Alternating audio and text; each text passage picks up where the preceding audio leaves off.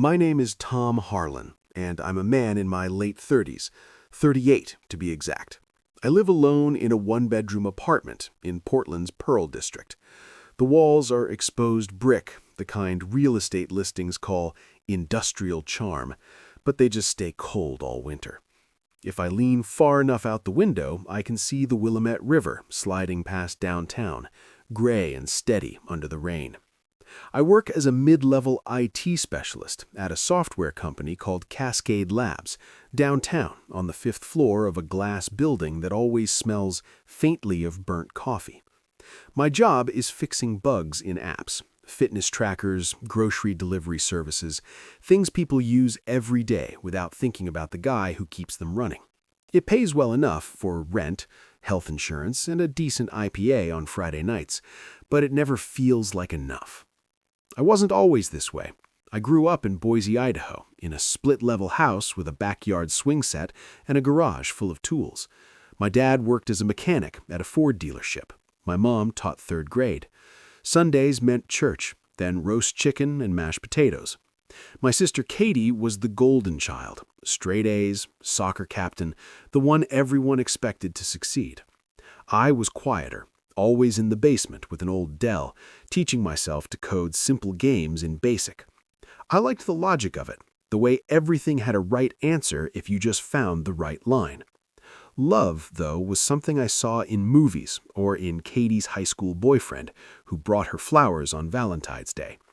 I had a couple of crushes, Sarah in 10th grade, a cheerleader who held my hand at football games, but nothing that hurt when it ended. College at Oregon State in Corvallis felt like freedom. I majored in computer science, lived in a noisy dorm, drank too much cheap beer at parties. I dated a few girls, Emily, the biology major, who left me for a fraternity guy, Rachel, the English major, who read Neruda poems out loud in bed. Nothing lasted. I graduated in 2010, moved to Portland with a beat-up Honda Civic and a job offer from a startup that was building a dating app. The irony wasn't lost on me. That's when I met Lena. It was a rainy October afternoon in 2012. I was 24, sitting in a small coffee shop on Hawthorne Boulevard, pretending to work on my laptop while the drizzle kept me inside. She was behind the counter, dark hair in a messy bun, apron dusted with flour from the pastries they baked in the back. Lena Moreau. French-Canadian roots. Her parents had moved from Quebec to Vancouver, Washington when she was little. She had a soft lilt, not a full accent, but enough to make "about" sound warmer, more inviting. I ordered a refill. She smiled, one of those quiet smiles that feel like a secret just for you, and said, "You look like you've been staring at that screen for hours. Take a break. Sketch something." She pulled a sketchbook from under the counter and showed me a quick drawing of the Hawthorne Bridge, all misty and gray. She was an artist, working the barista job to pay for paint and rent. No college degree, just raw talent and a stubborn streak. Tattoos peeked out from her sleeves, a vine of wildflowers on her forearm, a tiny sparrow on her wrist. We talked for 10 minutes about nothing important. Portland's endless rain, the best taco truck on Alberta, and I left with her number written on a napkin. Our first date was a walk in Forest Park.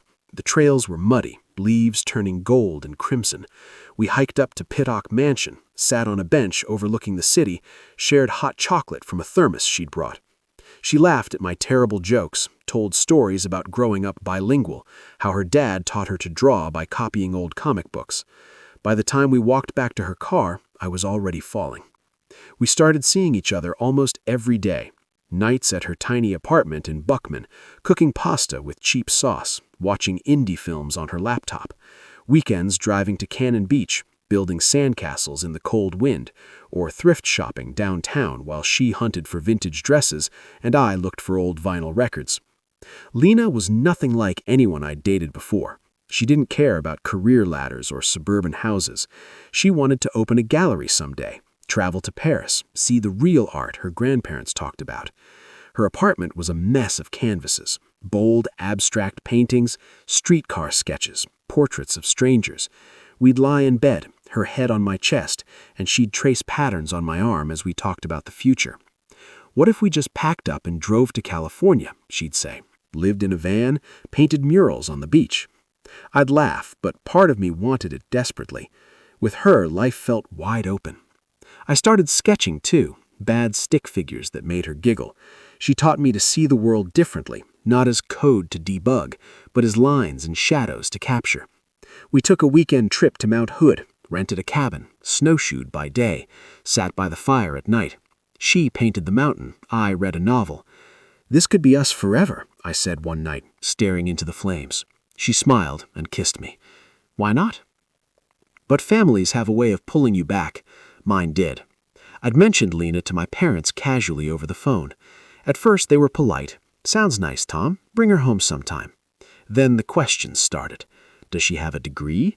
What does her family do? Thanksgiving that year, I drove to Boise alone. Lena had a shift she couldn't miss. Around the turkey, the interrogation began. "Mom, she's an artist? That's sweet, but how will she support herself?" "Dad, French-Canadian? Tattoos? Son, you need someone stable. We've seen friends' kids marry people like that. Ends in divorce and debt." My sister Katie tried to defend me. "Let him live, guys." But the damage was done. Back in Portland, the doubts grew. Phone calls from home turned into lectures. "We're just looking out for you, Tom. You don't want to throw away your future."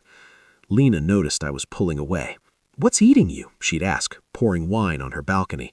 I'd brush it off. Work stuff. But the pressure was building like a storm. It came to a head an early evening in early 2014. We'd been together a year and a half. I went to her apartment after work, soaked from the rain. She was painting, a swirling storm of blues and grays. We argued about something small, whose turn it was to do the dishes. Then it spilled out. "You're not here, Tom, even when you are." I said the words I'd been rehearsing in my head for weeks.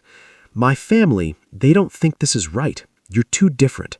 No degree, the tattoos. It's too much pressure. We should end it."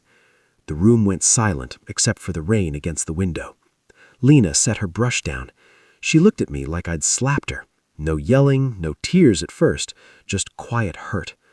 "Okay," she whispered, "if that's what you need."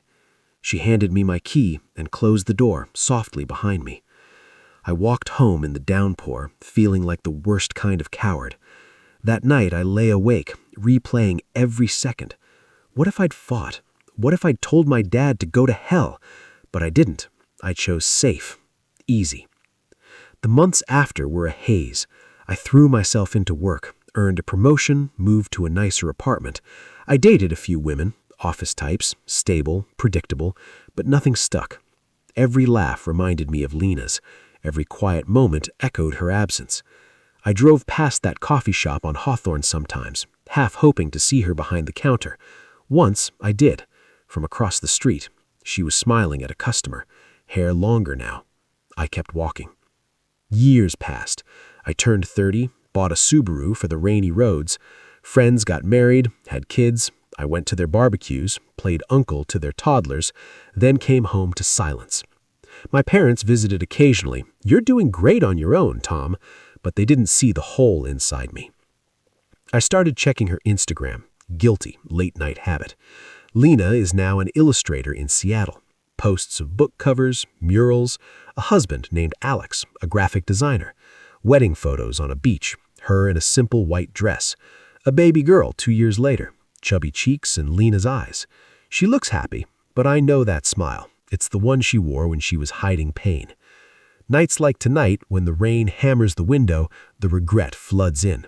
I sit on the couch with a beer, staring at the river lights. What if I said no to them? What if I'd grabbed her hand that night and said, "Screw my family, let's run away"?